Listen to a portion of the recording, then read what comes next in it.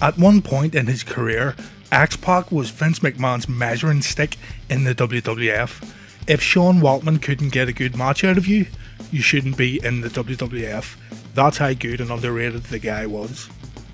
X Pac's persona and character, along with controversial happenings with Sean Waltman himself, have frequently overshadowed his ring ability and career achievements. In this video, we will look at X Pac's unlikely rise in the WWF as the 1-2-3 Kid, his departure to WCW and joining the NWO, his time in D-Generation X, and the story surrounding his personal life and how he overcame his issues. Sean Waltman started his climb to superstardom under the guidance of two of wrestling's most technically sound veterans, Professor Boris Malenko and Eddie Sharkey. To illustrate how tough it was for a wrestler to train under Sharkey, think of wrestling 5 days a week in a church basement on a ring harder than the floor itself. It was tough training, but Waltman was already familiar with tough and soul-destroying circumstances. Waltman has said that he's had a difficult and troubled childhood. He was raised by a single mother and said he was unsupervised from the age of 5. He went on to drop out of high school in the 9th grade. A love of wrestling and limited career opportunities led him to working in local promotions for free, setting up rings and doing other odd jobs before eventually wrestling himself. As the Lightning Kid, he would routinely work with other young Minnesota rookies, particularly former ECW World Heavyweight Champion Jerry Lynn. In 1991, he also began working in Texas, wrestling for Eddie Gilbert's Global Wrestling Federation.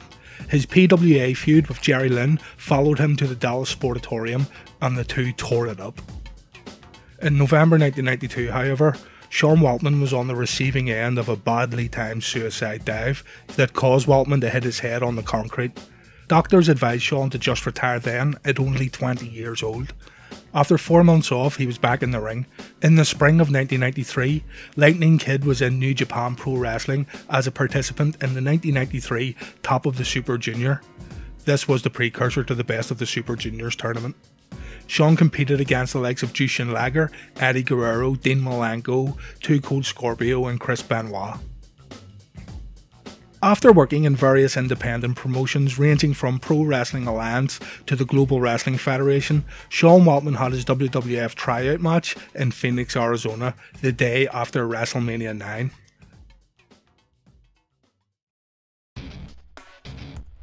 After earning a WWF contract, he made his TV debut as the Kamikaze Kid on Monday Night Raw on May the 3rd, losing to Doink the Clown. He quickly became the Cannonball Kid and then simply the Kid. Waltman would quickly become a jobber on WWF TV, losing a string of matches. It was quickly expected that when the Kid was working a match, he was doing the job. The unthinkable happened though. On the May 17th episode of Monday Night Raw, he scored an upset pinfall on Razor Ramon, thus becoming the 1-2-3 Kid. Razor challenged him to a rematch, wagering $10,000 of his own money. Kid accepted the challenge but grabbed the money and ran from the arena during the match. Ted DiBiase, who was feuding with Razor, taunted him over losing to a nobody. This made the Kid angry and led to a match in which he also upset Ted DiBiase as well. Razor Ramon turned face shortly after and took the Kid under his wing. From there, Sean Waltman would go on to have a 4-year career in the WWF, garnering 2 WWF World Tag Team Championship reigns with Bob Holly and Marty Jannetty. He would turn heel by eventually joining Ted DiBiase in the $1 Million Corporation.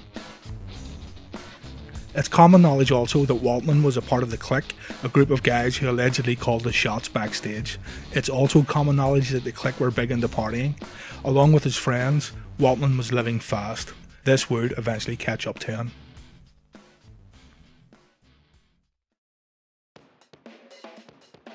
To say that Waltman's WCW run was unsuccessful would be an understatement. He followed his Clique buddies Scott Hall and Kevin Nash and debuted with the New World Order faction in September of '96. He was the 6th official member of the NWO, so he was renamed Syxx, S-Y-X-X. X Pac said about leaving the WWE, "Things were really tough in WWE at the time. Money was really bad. There were often times when we didn't draw at the arena. If we got $200 for expenses on the road, we wouldn't get anything on our paycheck. So when I'm hearing that I could make 3 times, 4 times the money I was making and work half the dates, I mean, what would you do?" In WCW, he wrestled a memorable ladder match against Eddie Guerrero at the Sold Out pay-per-view in January '97, and even won the Cruiserweight Championship from Dean Malenko a month later. A severe neck injury sidelined him, however, and he was fired by Eric Bischoff by the year's end. On top of a broken neck, Waltman wrestled with an opponent that had beaten and even killed several big wrestlers in the 80s and 90s. That opponent was Addiction. With his sobriety often compromised and his presence considered disruptive by WCW President Eric Bischoff, Waltman ended up fired as he recovered from his injury. Sean did hold on to some bitterness though. He never really forgave Eric Bischoff for firing him. It's also been heavily reported that Eric Bischoff's final decision to fire Sean was so he could send a message to Kevin Nash and Scott Hall, showing the outsiders that they are disposable and making an example out of Syxx. The firing did, however, free Sean Waltman up to return to the company that made him a star in America. This time he would exceed everything he had ever done to that point in his career, becoming one of the key stars of the Attitude Era. On the March 30th, 1998 episode of Raw, Sean Waltman returned to WWE and joined Triple H and the New Age Outlaws in D-Generation X. As X Pac, he and his DX stablemates would become marquee stars during the biggest boom period professional wrestling had ever seen. Less than 7 months into his return, X Pac would defeat D'Lo Brown for the first of 2 European Championship reigns. When the WWF entered the millennium, X Pac found himself in a rivalry with Chris Jericho that culminated when a botched powerbomb from Y2J put Waltman on the shelf for 3 months. In 2001, after returning, X Pac captured the WWF Light Heavyweight Championship.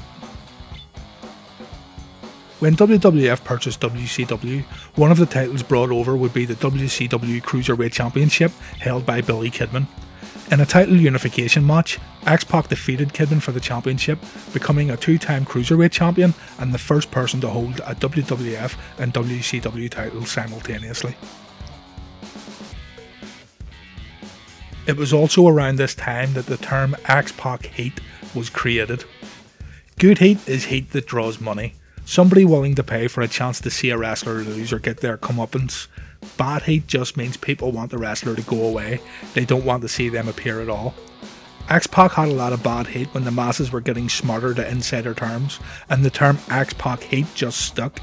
This wasn't to say that X Pac was a bad wrestler, it's just people got tired of seeing him. His X Factor group, along with their theme music, didn't help matters. The NWO soon made their way to the WWE, and X Pac eventually rejoined the faction. On the July 8th, 2002 episode of Raw, Sean Waltman wrestled in his last WWE match, a 10-man tag. This match was also the end of the NWO angle, as Nash tore his quads and Vince McMahon disbanded the group a week later. At SummerSlam, Raw commentator Jim Ross announced WWE and Sean Waltman had parted ways.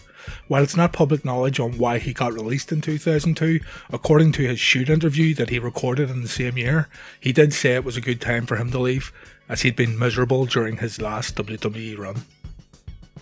After his WWE run came to an end, Waltman not only wrestled for TNA, Wrestling Society X, AAA and Shakara, but also he wrestled his old demons in the form of Addiction. We have already covered his relationship with China in our previous video, there is a link in the description. In 2008 though, Waltman hit rock bottom, and while in Mexico, Sean Waltman attempted to commit suicide. I was in Mexico for 3 years. When I was there, things got really bad. I got in a heated argument that turned into physicality with my girlfriend. I ended up striking her. I always told myself that I would die before I would hit a woman, so when I did that, I was overcome with guilt and shame. I had no tools to handle it. The only thing I could think of was to take a whole bottle of Valium. It was probably around 400 milligrams of Valium. I hung myself from the roof of my apartment. It was the darkest moment of my life, or one of them, to get me to do that. It was a lot of build-up that I didn't know how to deal with. I was dead. She got me down, which I don't know how she did it. She is like Superwoman. She kept me alive for 45 minutes until the ambulance arrived. Then I was really on life support for 3 days.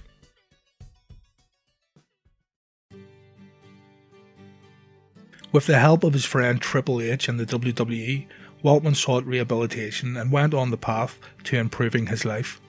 By the time that Waltman returned to the WWE under a Legends contract, it became evident that he had defeated many of the demons that had plagued his life. Today, Waltman scouts and evaluates talent for WWE while continuing to wrestle the odd match on the independent circuit. Just recently, he was featured in a match at WrestleCon Super Show 2019. X Pac can now be found on television screens, usually when a DX reunion is in town. He was recently inducted into the WWE Hall of Fame along with his DX teammates, where he gave an emotional and entertaining speech. Never to shy away from the problems he faced personally, he thanked those that supported him along the way. X Pac said he never thought he would be alive to receive a WWE Hall of Fame induction. Sean also hosts his own podcast, X Pac 12360, which can be found online. It is a great show and it comes recommended.